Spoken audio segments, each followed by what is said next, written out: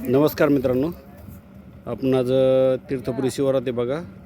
ज्ञानेश्वरजी वैद्य sir यांचं इथे एक पॉईंट दिला आहे आपण. एक 70-75 फुटाच्या दरम्यान 2 ते 2.5 इंच पाणी लागण्याचा चान्स आहे. लगेच गाडी लागली.